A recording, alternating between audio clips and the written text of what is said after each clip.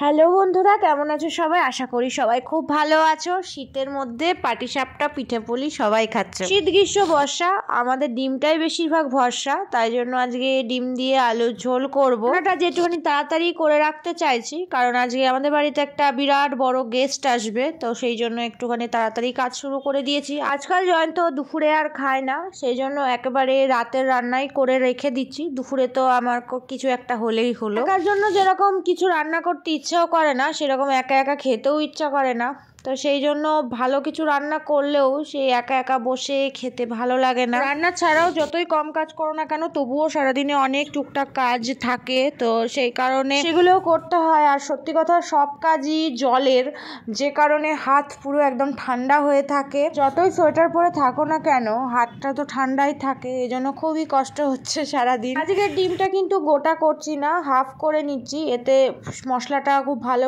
মতন আর কি ডিমের মধ্যে ঢোকে, টেস্টটাও ভালো হয়। একটু লাল লাল করে ভেজে নিয়েছিলাম ডিমটা, তারপরে আদা পেঁয়াজ রসুন যেভাবে কষিয়ে করে সেভাবেই করছি। একটুখানি কষা কষাই রাখছি, বেশি ঝোল করব না, যেহেতু রাতে রুটির সঙ্গে খাওয়া তো বেশি ঝোল প্রয়োজন। সাথে একটু মটরশুঁটি আর ক্যাপসিকামও দিয়ে দিয়েছিলাম। আজকে আলুটা আর ভাজিনি, আজকে এমনি ওই আলুটা কষানোর মধ্যে দিয়ে দিয়েছি, অল্প একটু সিদ্ধ ছিল সেই জন্য। মানে অন্য সময় আলুটা আমি ভেজে নিয়ে করি, কিন্তু আজকে ডিমের সঙ্গে আলুটা অল্প সিদ্ধ করে নিয়েছিলাম, সেই জন্য ওই আলু দিয়ে একবারে কষিয়ে নিচ্ছি। একদম অল্প তেলে ঢেকে ঢেকে রান্নাটা করব। বেশি তেল মশলা এই শীতের মধ্যে খেলে, যেহেতু সারাদিন সোয়েটার জামা কাপড় পরা থাকে, শরীর এমনি হিট হয়ে থাকে, তো সেই জন্য বেশি তেল মশলা এই সময় অ্যাভয়েড করাটাই উচিত। সিম্পল সাদামাটা যত খাওয়া যায় ততটাই ভালো। তোমরা এই ঠান্ডার মধ্যে কে কী করছো একটু জানিও। যদিও ঠান্ডার মধ্যে কিন্তু ভালো মন্দ বেশ ভাজাভুজি, তারপরে পিঠে পুলি খেতে ভালোই লাগে, কিন্তু আমার পক্ষে সেটা সম্ভব হচ্ছে না। এই দেখো না, এই ঘর গুছাতে রান্না করতেই মানে আমার অবস্থা খারাপ হয়ে যাচ্ছে। যদিও জানি এই 2-4 দিনই বেশি শীতটা থাকে, তারপরে আবার ঠিক হয়ে যায়, তখন আবার মোটামুটি সহ্যর মধ্যে চলে আসে। আর এদিকে আমি একটু টুকটাক গুছিয়ে নিচ্ছি রান্না করতে করতে। তারপরে এই ফুটে এসেছে তরকারিটা, এবার এই ডিমগুলো দিয়ে করে আমি আরও 10-15 মিনিট ফুটিয়ে নেব ঢাকা দিয়ে।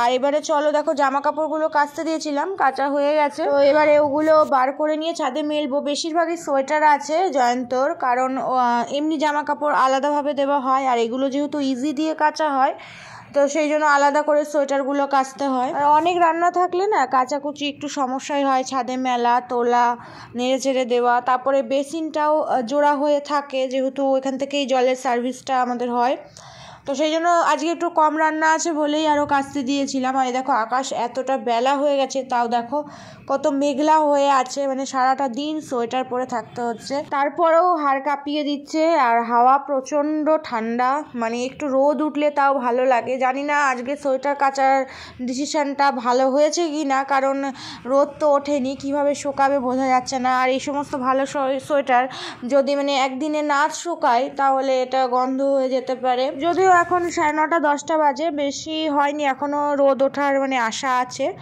তো আশা করছি যে রোদটা উঠবে। আর এদিকে একটু তাড়াতাড়িও করার চেষ্টা করছি, ওই যে বলেছিলাম একটা বড় গেস্ট আসবে আমাদের বাড়িতে, তো সেই কারণে একটুখানি আজকে তাড়াতাড়িই করছি। তো সোয়েটারগুলো মেলে দিয়ে এবার আমি নিচে চলে যাব, একটু পরে এসে না হয় আবার একটু উল্টে পাল্টে দেবো। আর আমার এত কাজ দেখে আমাদের যে বড় গেস্ট এসেছিল, সে আমাকে হেল্প করার জন্য এই যে বিছানা ঝাড় দিতে নেমে গিয়েছে। খুবই করিতকর্মা, মানে খুবই কাজের, আমাকে যে কত হেল্প করছে বলে বোঝাতে পারবো না। ও না একদম ফটো তোলা ভিডিও করা পছন্দ করে না, সেই জন্য মানে আমি মোবাইল ধরলে ও কাজ করা বন্ধ করে দেয়। মোবাইলে কি করছিস? ফটো তুলছে। এমনি সময়তে একা একা কত গান করে, ছড়া বলে, কত কাজ করে, অ্যাক্টিভিটিস করে, কিন্তু যখনই মোবাইল ধরি তখনই ও চুপ হয়ে যায়। তো যাই হোক, আমাকে হেল্প করে ওর ঠিক মন ভরলো না, এখন জয়ন্তকে হেল্প করছে পুজোয়।